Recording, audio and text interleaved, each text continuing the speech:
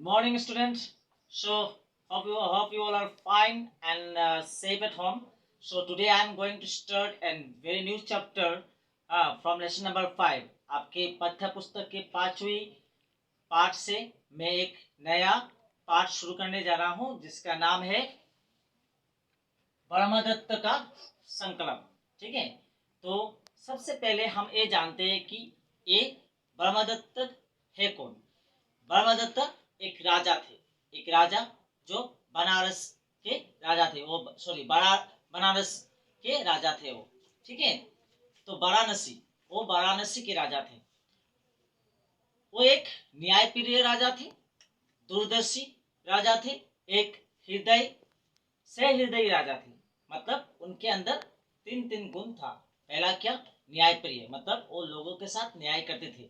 दूसरा क्या, दूरदर्शी, मतलब दूर तक देखने वाला, अपने भविष्य को देखने वाले, राज्य के अच्छाई भलाई को देखने वाला। तीसरा क्या था, वो एक सहृदय, मतलब दयालु राजा थे। ठीक है, इसी 3 गुण के कारण वो अपने राज्य के प्रजाओं के मन में एक महान राजा बन के बस चुके थे, एक अच्छा राजा बन के बस चुके थे। इसलिए उन्हें ये लग रहा था कि आज तक किसी ने भी आज तक उसे ये नहीं कहा या फिर ऐसा नहीं समझाया कि उसके कोई भी गुण में कोई दोष है। इसी प्रश्न का उत्तर को लेकर एक कहानी शुरू होता है। ठीक है, इस कहानी का शुरुआत इसी प्रश्न को लेकर होता है। तो चलिए बच्चों, हम इस पाठ को शुरू करते हैं। एक दिन राजा ब्रह्मदत्त ऐसे ही किसी व्यक्ति की तलाश में वेश बदलकर निकलते हैं और प्रत्येक प्रांत में जाकर उन्होंने लोगों से पूछा।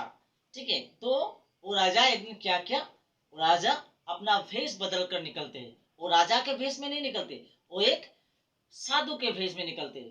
वो एक संन्यास के वेश में निकलकर सारे प्रांतों में जाते हैं। उनके जो राज्य के प्रांत थे उस सारे प्रांतों में जाते हैं और वैसे व्यक्ति का तलाश करते हैं जो उसके गुणों का दोष बताए। ठीक है, लेकिन उससे नहीं मिलता। ठीक है, उसे कोई भी दोष नहीं मिलता, कोई भी ऐसा इंसान नहीं मिलता जो उसके विपक्ष बोले या उसके उस राजा के विपक्ष में बोले। जिस प्रांत में वो गए सभी ने यही कहा कि उनके जो राजा थे, एक राजा है, वो एक महान राजा है, एक हृदय पूर्वक राजा है, एक दूरदर्शी राजा है, एक न्यायप्रिय राजा है। कहीं भी उन्हें कोई ऐसा व्यक्ति नहीं मिला।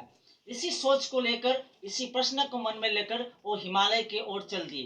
हिमालय की ओर चलते चलते उन्हें एक आश्रम मिला।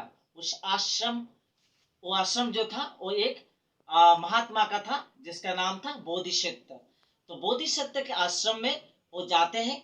बोधिसत्व के आश्रम पे बोधिसत्व को वो नमन करते हैं, श्रद्धा पूर्वक नमन करते हुए कहते हैं, उसे प्रणाम करते हैं। फिर जब बोधिसत्व उन्हें देखते हैं तो उन्हें पानी और कुछ खाना भी देते हैं और कहते हैं कि शायद आपको भूख लगा होगा, आप ये पानी पीजिए और थोड़ा सा फल भी खा लीजिए।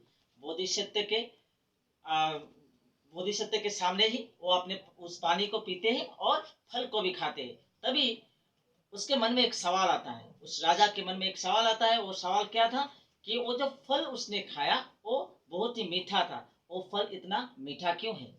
उन्होंने बोधिसत्व को ये प्रश्न पूछा। जब बोधिसत्व को उसने ये प्रश्न पूछा तो बोधिसत्व ने उस प्रश्न का उत्तर दिया, जो कि इस कहानी का जो अंत तक या फिर इस कहानी का जो मूल भाव है उसका शुरुआत होता है।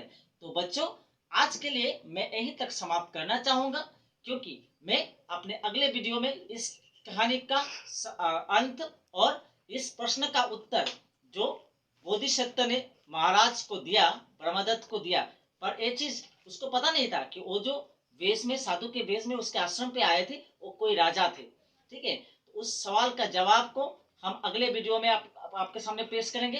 तब तक आप इस वीडियो को ऑब्जर्व कीजिए और कहानी को समझने का कोशिश कीजिए। साथ ही साथ आप अपने पाठ्य पुस्तक को खोलिए और अपने उस कहानी को पढ़िएगा ताकि आपको और बेहतर से समझ में आए। तब तक के लिए have a nice day and stay home and stay safe all of you. Thank you.